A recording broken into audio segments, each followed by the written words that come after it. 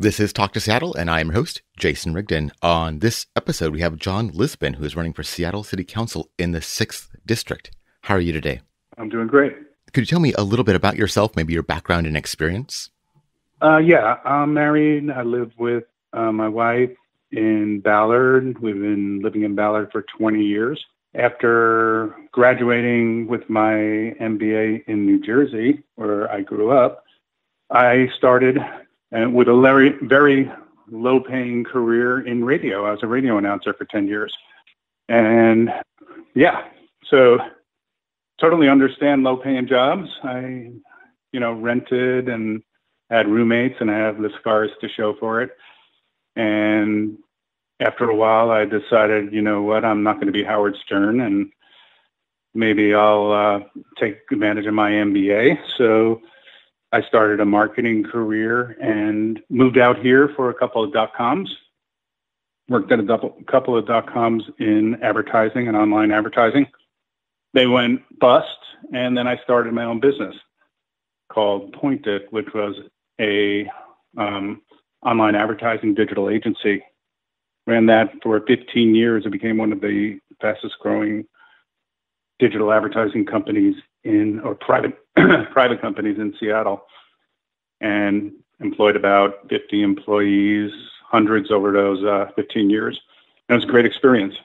And I recently sold it, actually, because I wanted to get into other things. I had to earn my EMPA at the Evans School of Public Policy and Governance, and started getting involved in the community with my kid at Salmon Bay in Ballard Little League, but also became president of a group called Seattle Fair Growth, which really is a group that is trying to manage smart growth, or our philosophy is about smart growth.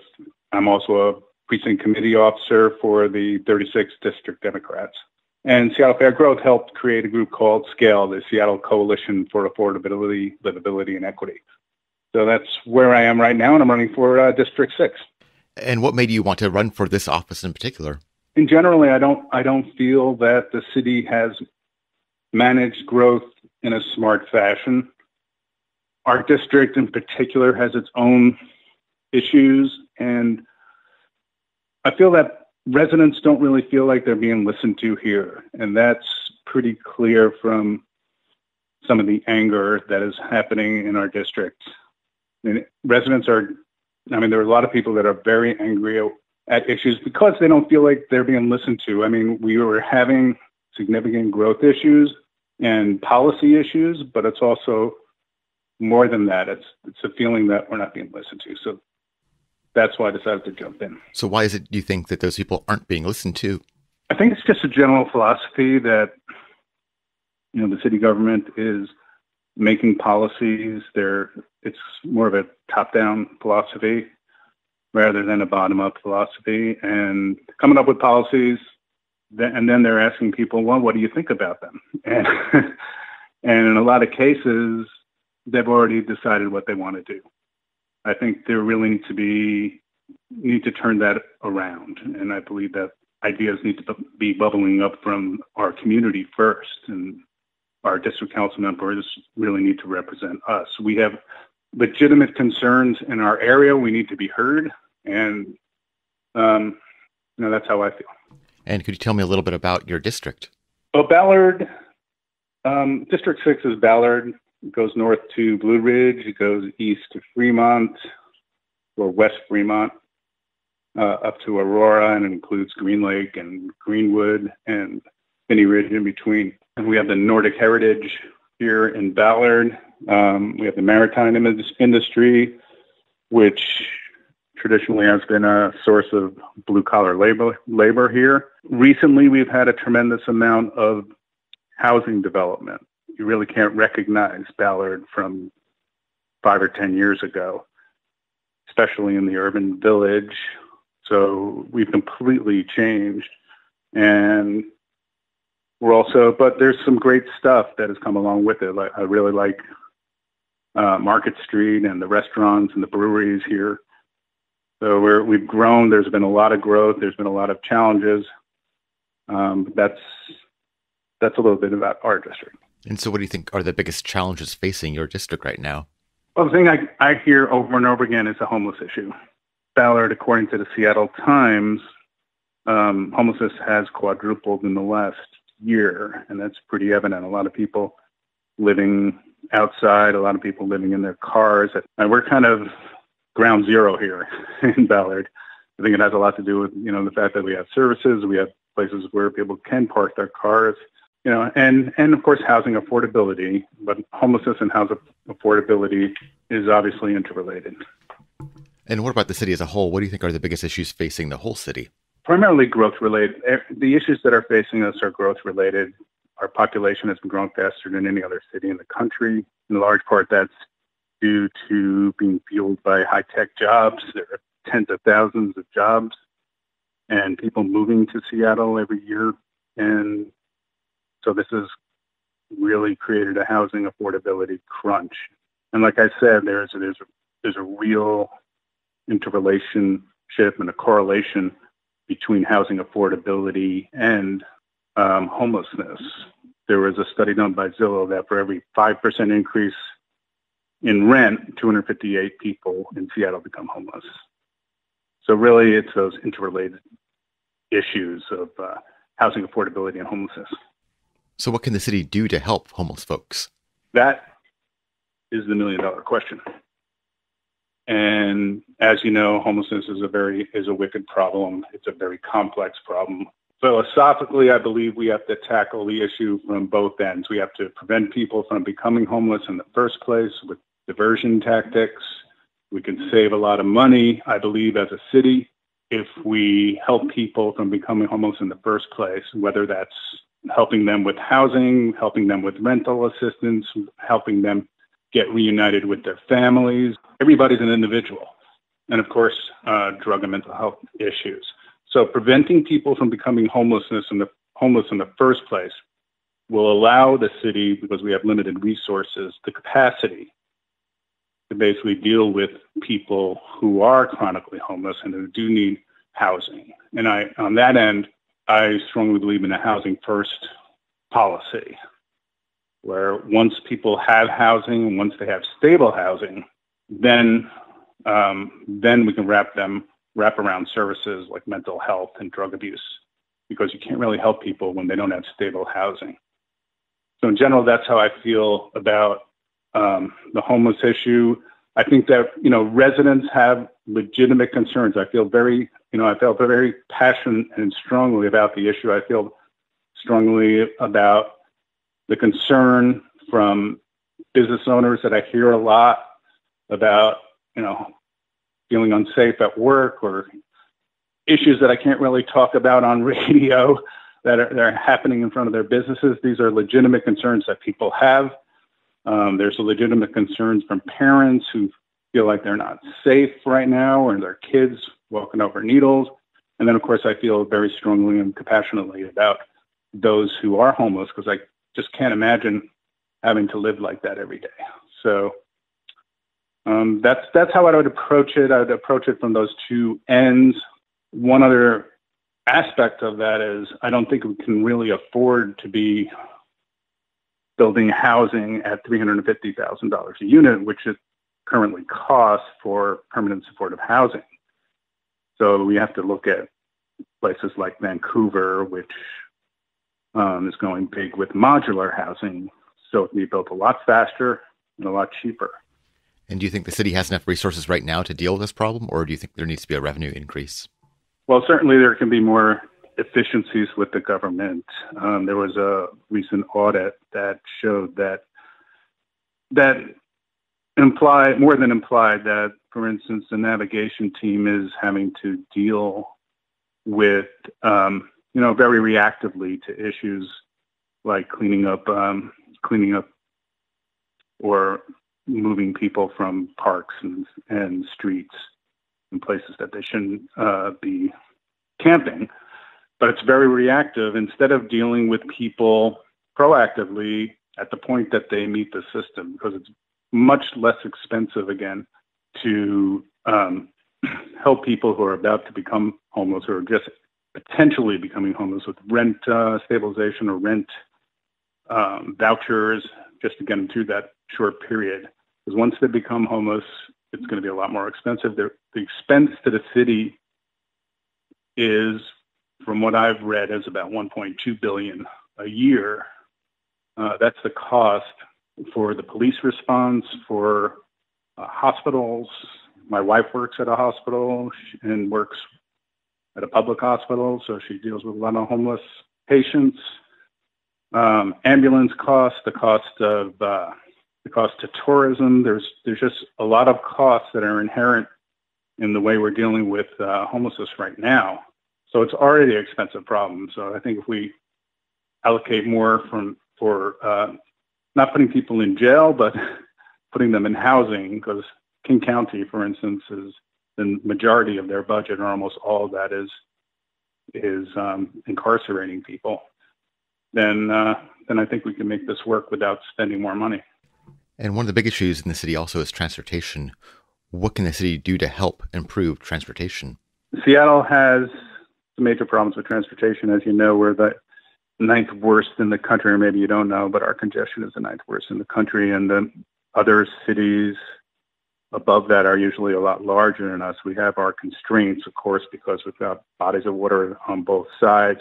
We've made mistakes before where we didn't take advantage of federal funding for a subway, and that's left us with this problem. But I think if you've seen, for instance, what happened when the viaduct was closed and we really didn't have Viadume, I think that proves, it's sort of a case study, that if businesses stagger commutes and there's more work from home policies, we had that as a company too, more work from home policies for people who don't have to meet with clients or other people during the day. We can get businesses to do that if we can add some disincentives for driving downtown, such as congestion pricing, which was successful in major cities like London and Singapore and Stockholm. Not without controversy, but successful in reducing traffic. I believe we can help the problem, because really the issue is mostly about, I think, is about commuting. And if we can reduce the amount of commuting, we can reduce the amount of congestion in Seattle. And what can the city do to help housing affordability? Well, that's an area that I've been intensely focused on with Seattle Fair Growth for the last 4 years. My personal philosophy and that of Seattle Fair Growth is that growth needs to pay for growth. And, you know, Seattle is it's been a boom and bust economy forever. Right now we're in definitely a boom. But the way I look at housing affordability and addressing housing affordability is the same as the best way to do investment management is dollar cost averaging. We need to have automated systems in place so that as the economy booms, we'll have systems in place that will pay for affordable housing. And as it declines, it won't cost us as much. Some of those ideas, for instance, the state is now working, the state House of Representatives is working on allowing cities to use a percentage of real estate excise taxes. A percentage of that will go towards low affordable housing. So I think that's an example of like an automated system. Reinstituting the growth-related housing fund, which Seattle had, which allocated a percentage of the increase in property taxes towards low-income housing. Rent stabilization, and maybe most importantly, one-on-one replacement of naturally affordable housing. There's a lot of housing that's being demolished right now or renovated to the point where the low-income people who've lived in there, as we're developing, low-income people who've lived in these housing are being displaced and often become homeless. So if developers are required to replace housing as they build, or replace the low-income affordable housing, the naturally affordable housing, I think that will do a lot towards reducing some of the issues we have. And so there's just some of the ideas, but right now I feel like we're kind of chasing the cat. It's a cat chasing its tail, and we're trying to catch up. It's better to have programs that are in place so that as the city grows, it automatically will deal with the housing crisis. So we live in very polarized times. How would you as a leader help bring people together in this city? Yes, and I think that polarization kind of starts at the top, of course, and it's not just politically polarized. We're not just politically polarized, but we're economically polarized, obviously. Income disparities in this country are at the highest levels ever. But when I look back in my life, I mean, one of my proudest moments as a kid was bringing two neighborhood groups together. We had a group of kids who played in the neighborhood and, played basketball or played football or whatever outside. And I was able to organize another group to come together. And it was just really a great moment. And maybe, I'll always remember that. And now with Seattle Fair growth, this group is a citywide kind of steering committee, a small group of people that I'm president of. Actually, I relinquished that lately because I'm running, so I'm no longer part of Seattle Fair growth. But what we did was we brought together 27 neighborhood organizations throughout Seattle, and that was our philosophy, to bring together neighborhood groups so they can advocate for policies that they want. And we created the Seattle Coalition of Affordability, Livability, and Equity, whose mission was to appeal the mandatory housing affordability up zones, EIS, the Environmental Impact Study.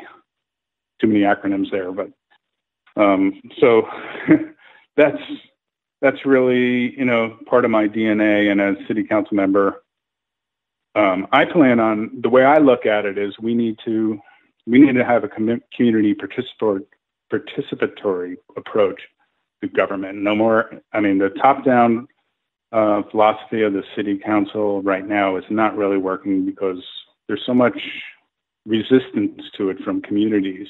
I think if we can get the communities, homeless people, small businesses together to advise my policies, maybe, with an advisory council, and that information and those policies are bubbling up from the residents of Seattle, I think there's much more likelihood that it will be accepted within the communities, and we'll have the buy-in of the communities. And as city council member, I wouldn't necessarily go with everything that is bubbled up from an advisory committee, but I definitely want to be hearing from our community. And again, that is what I think is missing right now. Are you accepting democracy vouchers? Yes, I am. I'm a big supporter of democracy vouchers because, of course, the intent of the democracy voucher program is to take big money and special interest money out of, or at least to reduce it. There's still going to be big money and special interest money to reduce its influence.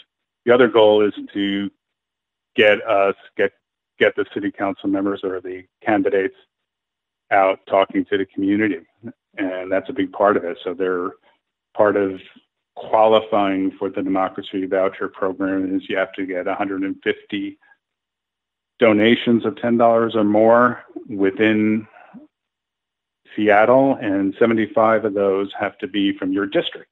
So it kind of forces council members to speak to the residents of their community, whether they want to or not. But I certainly do want to. That's why I'm running. But it's been a great experience. I've met a lot of people.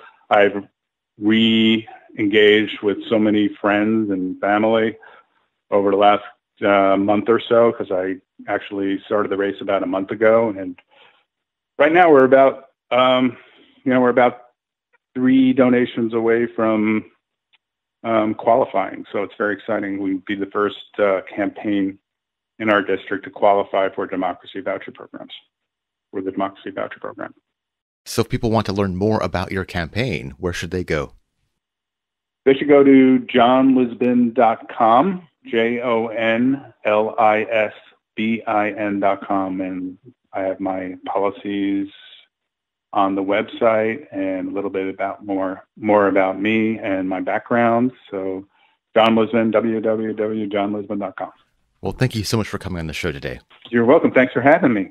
I really appreciate it.